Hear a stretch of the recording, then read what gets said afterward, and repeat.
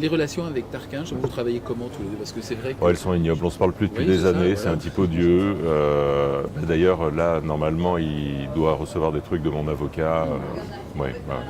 Non, Didier, on se connaît donc depuis 91, comme disent nos amis. Et même avant, parce qu'il avait même participé à l'ancrage de la dernière page d'une planche de maître cartographe, du tome 1 des maîtres cartographes, donc même depuis 90. Et donc Didier, après 25 ans de collaboration, dont 20 ans de Lanfeust, on se voit quasiment quotidiennement, puisqu'il y a toujours le studio Godfordham à Aix. Alors lui ne travaille pas au studio, il travaille au bar d'à côté, parce qu'il a besoin de son ambiance de bar et d'être dans une ambiance particulière.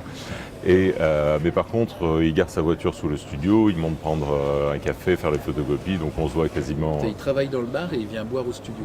Voilà, c'est ça. Non, mais c'est pas quelqu'un de très logique, c'est comment dire, un dessinateur. Voilà. Ah voilà. Les mauvaises vannes de scénaristes. Et donc Didier, pour moi, il fait partie de ces dessinateurs qui ont vraiment un sens de la narration extraordinaire. Et c'est pour ça que sa grande force, c'est la narration. Alors Didier Tarquin est un dessinateur qui est un formidable narrateur. Et c'est une des très grandes forces qu'il y a dans ses bouquins. Et c'est une des raisons qui donne toujours envie de travailler avec lui. Quand je lui donne un scénario, je sais qu'il va faire des petites modifications de mise en page, de mise en scène. Mes scénarios sont toujours très très précis sur la mise en scène. Je n'impose pas ma mise en scène, mais j'en propose une. Je montre au dessinateur qu'il y a toujours une solution possible. Qui ne me disent pas, non, ça on ne peut pas le découper, ça ne marche pas. Si, c'est toujours possible. La preuve, je propose un découpage, et un découpage très très précis. Alors, Jean-Louis Mourier, par exemple, suit toujours mon découpage au quart de poil, les tailles ont exactement les cases ont exactement la taille que j'ai demandé. Didier aime bien recomposer un peu la page.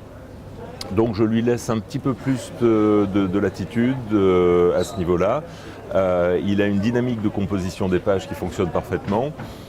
Soyons honnêtes, graphiquement, c'est sans doute pas le meilleur dessinateur du monde. Il y a des erreurs anatomiques, des erreurs de perspective.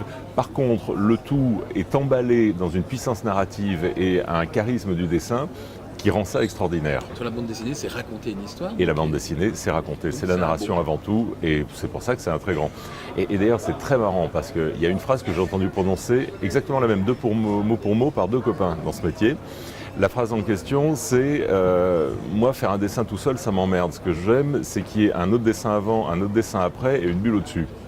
Les deux qui ont dit ça, enfin, il y a Didier Tarquin qui le disait, et un jour, j'étais avec Philippe Franck, le dessinateur de Largo Winch, et j'entends Philippe dire les mêmes mots. Et là, je me dis, c'est pas par hasard si c'est deux dessinateurs qui ont rencontré le succès et le très grand public, puisque leur principale préoccupation, c'est raconter. Voilà. Je m'adapte à un dessinateur, et d'abord on s'adopte. C'est-à-dire que, grosso modo, quand on va faire un livre, on va faire un môme. Donc on a besoin de se connaître et de bien s'entendre. Je ne peux pas travailler en mercenaire pour un dessinateur que je ne connais pas. Il y a des auteurs qui font ça très bien. Moi, je ne peux pas écrire un scénario tout seul dans mon coin, l'envoyer par la poste à un type qui en fera ce qu'il en voudra. Donc j'ai besoin d'établir une relation de confiance, de bien se connaître, d'être proche à tous les niveaux, d'avoir beaucoup discuté du sujet en avant, d'avoir fait des petites séances de brainstorm ensemble pour voir exactement où il veut aller, où il ne veut pas aller. Et à partir de là, je commence à vraiment mettre sur le papier, découper, travailler dans le détail. Mais en fonction des envies du dessinateur, tout simplement parce qu'il ne fera bien que ce qu'il a envie de faire. Dans l'exemple de Tarquin, si je lui écris un polar, il va savoir le faire, c'est un professionnel. Mais dessiner une course de bagnole, ça l'emmerde. Donc il ne donnera pas le meilleur de lui-même. Donc j'ai intérêt à écrire en fonction de ses envies. Et de temps en temps, un dessinateur vient me voir et il me dit tiens, j'ai envie d'une grande scène de bateau, de tempête, j'ai envie de mer et de grand large, colle-moi ça dans le bouquin. Donc hop, j'en tiens compte, enfin autant que possible évidemment. Et voilà, c'est quand même un ping-pong, un aller-retour. Et il y a une complémentarité indispensable à ce niveau-là.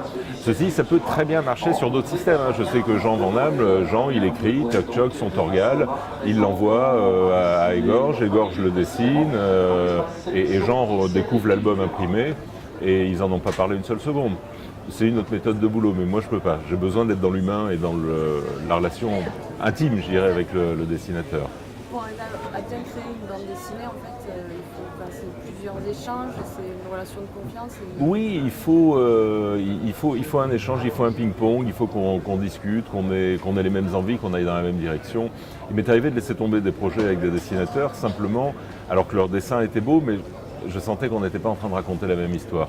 Si par exemple vous aviez une super idée, mais que vous ne trouviez pas le dessinateur qui va avec, vous l'arrêteriez? J'en ai une qui attend comme ça depuis 2 ans.